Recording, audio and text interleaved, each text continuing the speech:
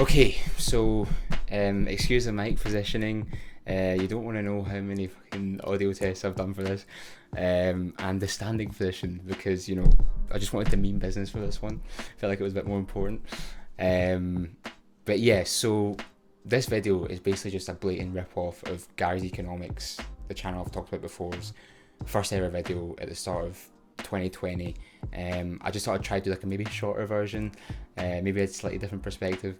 But yeah, I know he'd just be happy I'm like spreading the message, I think. Not that he'd know who fucking I am. But yeah, okay, so this video is about wealth inequality and how it will affect you.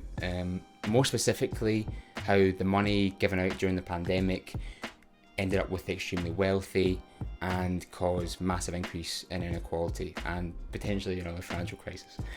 So to begin, since the start of the pandemic, the government has given out an enormous amount of money, 900 billion in fact, and if you want to work it out, that's like £19,000 cash per adult in the UK, so kind of nuts.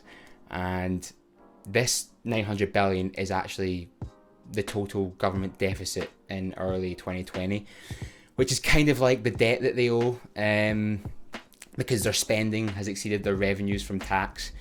And if you want to go back to the pandemic, we knew the government would increase their debt, but who profits from this, which is what we'll get into. You would think they gave most of the money to the furloughed workers and other workers who don't get employment income during the crisis. And if you look specifically at this, furloughed workers actually only received 80% of their original wage. So we know new money is coming into the economy and going to furloughed workers, the 900 billion. In absolute terms, they're 20% poorer because obviously 80, 100. But as we'll explain later in the video, they're actually much worse off than 20%. So yeah, and we'll start with who has the workers' original wages that used to be paid to the workers through their employers. In order to understand this, we have to follow the cash flow through the system. Normally, wages are paid to workers through companies. But if you look at the companies during the pandemic, you'll see that most of them are struggling as well, because customers have stopped coming and stopped buying their goods and services, etc. So we need to follow the cash flow a step back, even a step further, to the customers of the companies. So customers in the crisis dropped their spending massively. And I'm just going to give a quick summary of the logic, right? So furlough money goes to the workers, but they're not getting any richer because they're not getting their pre-crisis wages. So who has their wages? The companies that employ them. But are the companies getting richer? No, because they've been shut down. So they're no longer getting their normal revenues. So who has the revenues that used to go to the companies? The customers. But you're thinking, wait, I'm a customer, so where's my £19,000 cash? The reason you're not holding the cash is because not all customers are created equal, okay? And the reason customers have more money now than before the crisis is because they've cut their spending, but not all spending has cut, okay? Essential spending on rent, mortgage payments, bills, food, etc. still has to be paid. So if most of your spending is on those essentials, your spending hasn't cut. The spending that has cut is on non-essentials, luxury goods. And so the specific customer segment that has accumulated money is the extremely wealthy. And there's loads of data showing that wealthy individuals cut a lot of their spending during the pandemic. It's easy to compare the situation of furlough workers and wealthy individuals. Furlough workers have lost income coming from their services job but kept most of their spending on essentials, whereas wealthy workers kept their income but spending largely on luxury goods has collapsed. Everyone thinks furlough workers are getting the money, but they're actually getting poorer than before, and the people that are actually getting richer are the wealthy individuals, because for them income has stayed the same while their spending's dropped. Okay, so what's the significance on the economy of wealthy individuals not spending? In normal times, wealthy individuals' spending would be much higher than ordinary workers. Spending goes to the companies that employ the workers, which goes to the workers' wages. It's really important to understand this because ordinary workers have to pay bills, mortgage, rent and food, and they're paying for these essentials with the money that then goes to the owners of these houses, companies and mortgages, who are the wealthy individuals that I keep referring to. So what happened when the rich cut spending? Suddenly wages disappear. So how are people going to pay the bills, ordinary workers? This is the emergency situation that we're in the start of the pandemic. So the government implemented furlough scheme to support wages. From the perspective of the worker though, things look pretty similar, like pre-crisis. They've got their income and spending on essentials. Their income's slightly less, 20% less. They have to save a bit more. That's fine, they think. From their perspective, the situation is unchanged.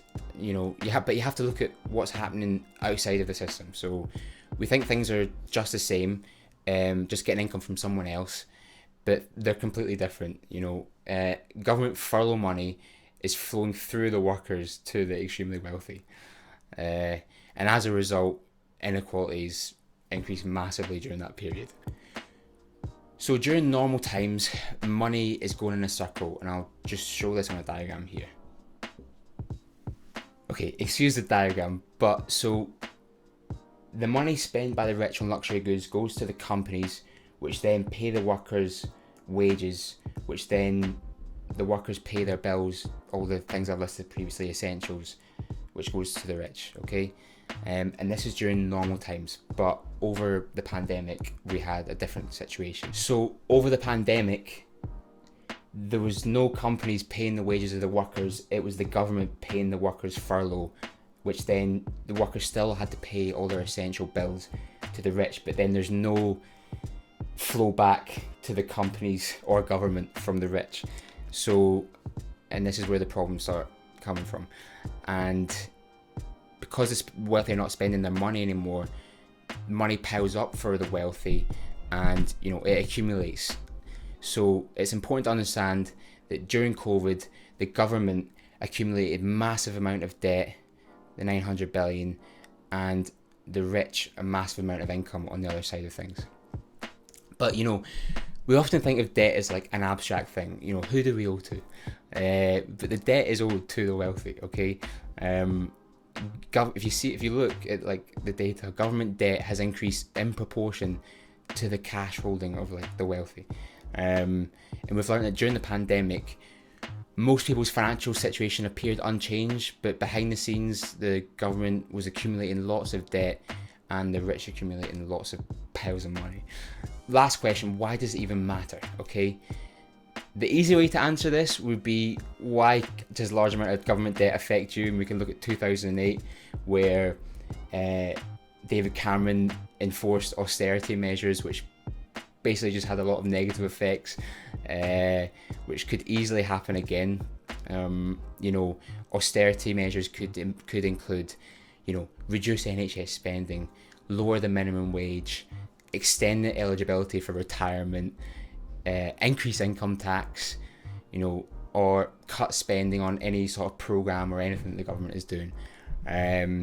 The roads, they could cut council budget, and the roads don't get repaired on your street, but just anything, which is obviously not good. But that's more on the political side of things. From an economics perspective, we ask what happens when big piles of cash are stacking up in wealthy people's accounts. How does that affect us? If it just stacks up in their bank account and they don't do anything with it, that's fine, nothing will really happen. They'll maybe just earn whatever the interest rate is on it at the time. But that does not happen, okay? People buy assets, i.e. housing, shares, land, and debt, or mortgages, when I mean debt. And actually, in early 2020, most of the mainstream media were predicting that because of the weak economy, house prices would collapse. And you can go back and look at all the news articles from then just to confirm this. Gary's Economics, the whole person that this video is based on, made some very monetizable predictions early 2020 that you could have made a lot of money from. and has done previously for many years. He used to be a trader at Citibank, was made famous by 2008 because he was like one of the most profitable traders ever. Also predicted the Greek economy collapsing. Just, he's had like a proven track record for the last like 10-15 years. And so if you look at his video back in 2020, he predicted that house prices would increase, share prices would increase, and I think privately he made a bet that gold would also increase. And all three things has come true. House prices have increased a lot since July 2020 when his video came out. Stock shares, dropped massively initially, but there are all-time highs now in nearly every country in the world, and gold is at an all-time high as well. So there you go. If you go back to his video in 2020, you can literally see him talking about all these things. And if you want to actually use an example to compare to this, the last time government used borrowed money to solve a financial crisis, like in 2008, within 6 years, stock prices in London had doubled. This has happened again already. Within 3 years, gold was up 150%. Not quite, but in pounds, 70 to 80%. And within 10 years of the crisis, London house prices had doubled. And he reckons that will happen again. And also, his final prediction that the prices of goods would also increase. Which has happened. You just don't even need to say anything about that. It's literally what everyone complains about in the whole UK, I feel like, at the moment. So what does this even mean? Within 20 years, since 2000, through multiple crises, rise in house prices, the percentage of young people who can afford a home in the UK has dropped from 65 to 27%. So ask yourself, what does it mean if house prices double again? If you're from a family that doesn't own a home, you probably never will own one, and probably will be locked out of the housing market forever, and very much likely you'll just see a long-term trend of shares just increasing indefinitely. And people who are already on that wealth train will just, it's like a snowball effect. They'll just get exponentially wealthier, more wealthy. And to add to this, to make things worse, wages have stayed relatively low compared to prices or house, price of goods and also house prices. I think now the average is like people get a mortgage 8 times their salary. It's just nuts. And wages are sticky. That's like an economic term, but it takes a lot of years for the companies to update their wages with the price of goods. It doesn't happen instantly, like you would see your milk go up £1 in the supermarket or whatever. So what do we need to do to solve this? Okay, the current situation is, the wealthy are getting wealthier, while wages are falling in relative terms. Price of goods and housing is increasing, and living conditions are worsening for sure. If we go back to the second diagram, we see that money is flowing from the government through workers to the extremely wealthy, leaving the government with big piles of debt and the wealthy with big piles of money that they're spending on assets. And the way we can fix this is through one simple arrow from here to here.